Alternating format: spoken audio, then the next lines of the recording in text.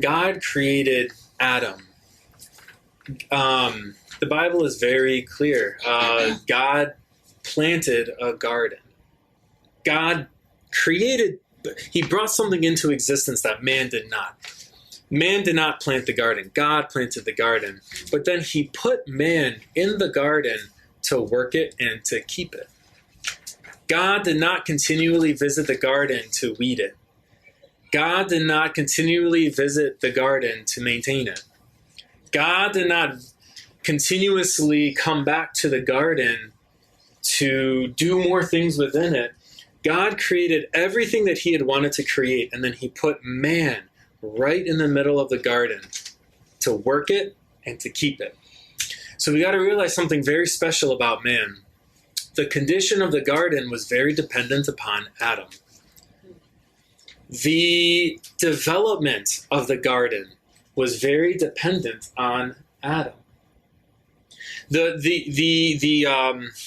fact that the garden was there in the first place was dependent upon God alone.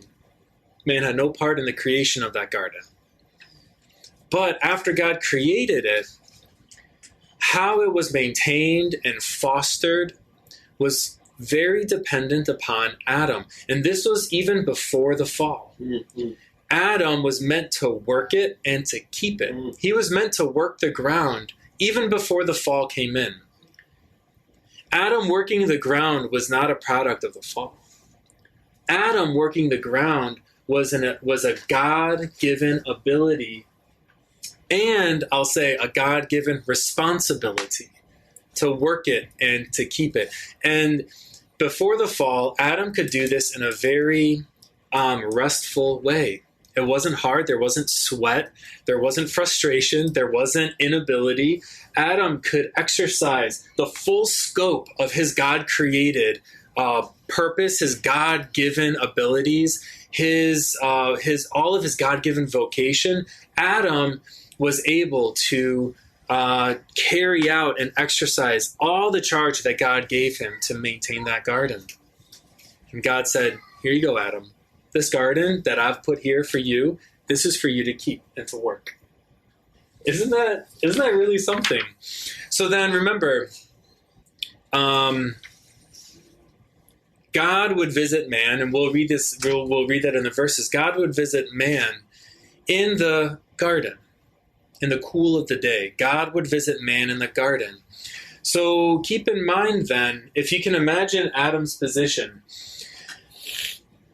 Okay, let me give an example. If you knew President Biden was going to be coming to your house, Peter, you just got back from China. You and Nancy just got back, and I'm sure you've got lots of dust in the house. The windows were closed.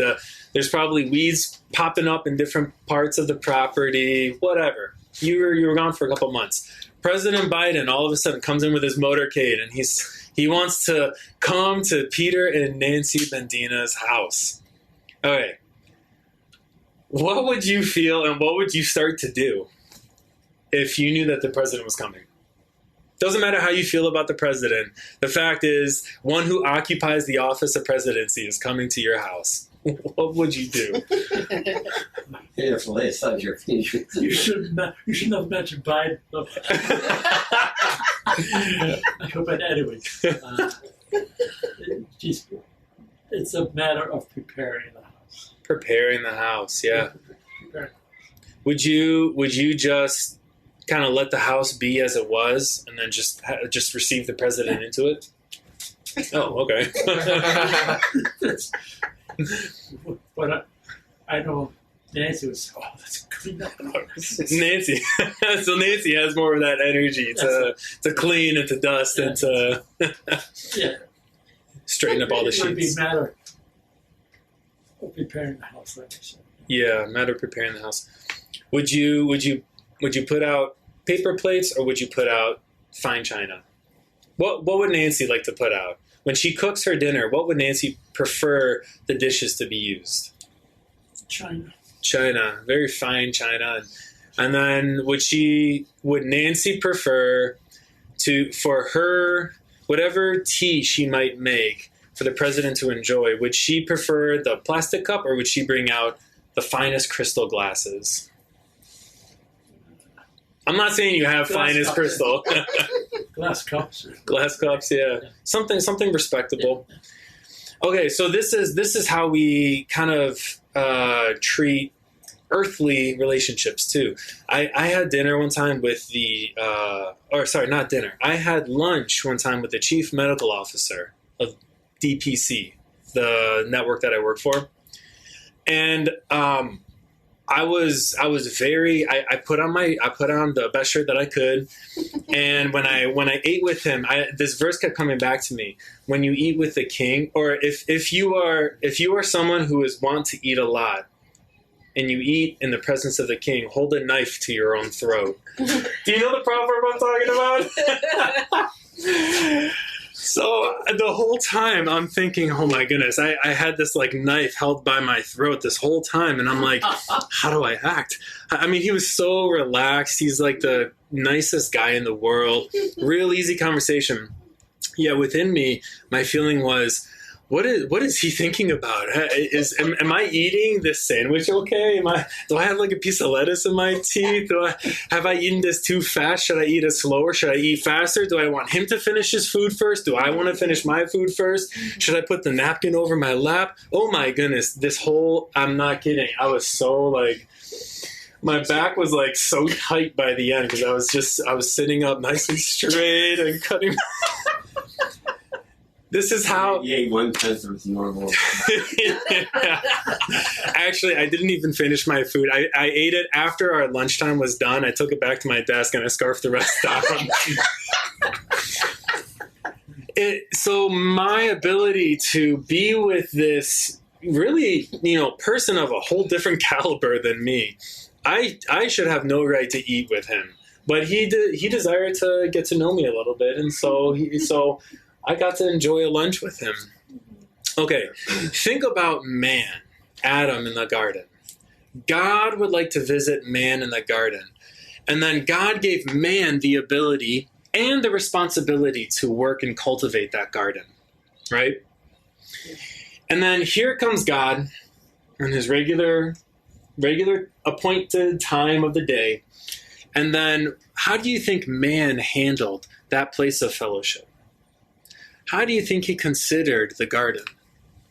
God, I'm not talking about the president you have iffy feelings about. I'm not talking about the chief medical officer, who is just a man, mind you. He is just a man. We're talking about God meeting man in the garden. How would Adam have felt? How do you think Adam handled that responsibility? Think about it for a minute. How would Adam, this is before the fall. How do you think Adam must have handled that responsibility?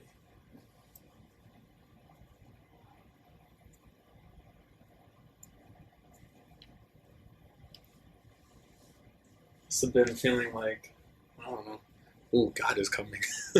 I need a. Would God like to sit in a bush of flowers here, or maybe I need to hew out a chair out of the stump of where Dave made a table and chairs out of the trees, right? Or you're in the process of making a table and chairs out of the trees that's in the back. I think so. So maybe Adam had the same thought. Adam was like, "Is this tree good enough for God to sit in? Is this flower good enough to put on the table for God to enjoy the smell, the aroma?" Adam is thinking, should I put a rose here or should I put a lily here? No, not a lily. No, it's too delicate. I need something more vibrant. I need a chrysanthemum. No. What would God like to enjoy? And then the next day, God comes to visit Adam, and Adam's thinking, I don't want to do a chrysanthemum this time because I did it yesterday. I need to put something new for God to enjoy. Think about it, Adam. The Bible doesn't tell us how much time Adam enjoyed fellowship with God in the garden. We don't know how many years Adam spent with God in the garden. I would like to think Adam got real creative with cultivating and maintaining this place of fellowship with God and man. He must have been thinking, this grass is getting too long. I need to bring the ox over here to help chew up the grass a little bit so God doesn't, nobody likes the grass brushing up against the leg. I'm sure Adam got real creative. Okay, so that was the enjoyment of the garden. Now, let's look at point 2. Oscar, go ahead and take point 2. Fallen man lost the ability to cultivate the ground fruitfully. Instead of being able to produce a pleasurable environment, the ground, now cultivated apart from God's presence, was now cursed. So, after the fall, man did not lose his ability. Man did not lose his charge to work the ground, but he lost the. I don't want to say anointing, but he lost a certain ability to work the ground for it to be produced fruitfully, very, very easily. Remember, God cursed the ground. God did not curse the work of man's hand. He cursed the ground. He didn't make man do something he wasn't already doing before, but God cursed the produce of what was going to come. When sin came into the picture, man still had to work. But what came out in existence was thorns, briars, and man had to work by the sweat. So you think about all the activities we do in our life and how much really you just kind of feel like, man, I've labored so hard in this area. What do I have to show for it? There's this one person that real frustrated at work sometimes, and she always brings up how much she's done in the work environment, and she always brings up how much she's produced and how much her training has been useful, and then she always tells me, what do I have to show for it? And within me is a certain level of like, you're right, you should have something more to show for your work. But on the other hand, isn't that just the nature of the cursed ground? Man sweats and works the ground, and then what's produced? Thorns. What does man have to show for the work that he puts in? Thorns. Because of the fall, because of sin coming in, man's effort just produces thorns. So in my natural self, everything that I try to do is only going to produce thorns. And then would I ever invite God into that environment? The environment that I work so hard to do, and then all that's there is just like thorns and briars and nettles and just like hard ground. Why would God even want to come into that kind of environment? The place of fellowship would become very frustrated. And in fact, God, after he removed his spirit from man. This is in Genesis. Because man's heart was evil continually. And God repented, remember? And he removed his spirit from man. He was not going to strive with man anymore. But that was not, God did not just leave man to his own devices. What does the third point say? Sarah, go ahead and read the third point. Even after the fall, God revealed that having a cultivated garden with man is very much on his heart, and that he desires that man learns to exercise the God-created ability to maintain this place of repose. Yeah. Can you read that point again? Because this is really precious. God cursed the ground because of sin, but what is in God's heart? Even after the fall, God reveals that having a cultivated garden with man is very much on his heart, and that he desires that man learns to exercise the God-created ability to maintain this place of repose. Yeah. In the whole Old Testament, there's so many mentions of a garden, and not just like not just in storytelling where the king goes into the king's garden or King Ahaz wants Naboth's vineyard or garden. No, there is some significant mentioning of the garden in terms of a place of fellowship. Song of Songs, 5 different times. Isaiah, 5 different times. Moses, Jeremiah, Ezekiel, and Joel all mention gardens and either mention something that God is just craving to enjoy with man, or God's total frustration, like in Joel, total frustration on the whole situation, and he brings in locusts to wipe out the entire thing. Because God wants something. He's so emotional about this. It's on his heart. And I don't mean to say emotional in terms of, our emotions going up and down, but God really yearns to have a garden with man. He enjoyed the garden with Adam. And for centuries afterwards, God, think of it, we lost the garden, but God also lost the garden. Man was driven out of the garden, but God also lost that garden. God lost that garden experience with man. God had to work with man in very different ways now. And then let's take the 4th point. Odell, can you read that 4th point? In this age of grace, the garden, the place for fellowship and sweet encounters with the Lord's Spirit Himself, is in our human spirit. I'm gonna draw. You all have seen this. You all have seen this picture before. I'm just gonna draw it again, and again, and again. You all will get so very tired of this picture. Can you see it? Okay. This is man, and this understanding comes from who is it? Mary McDonald. Mm-hmm. God's eternal plan for redemption.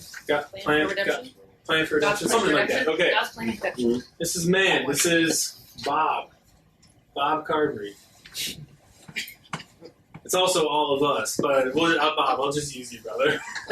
This is Bob.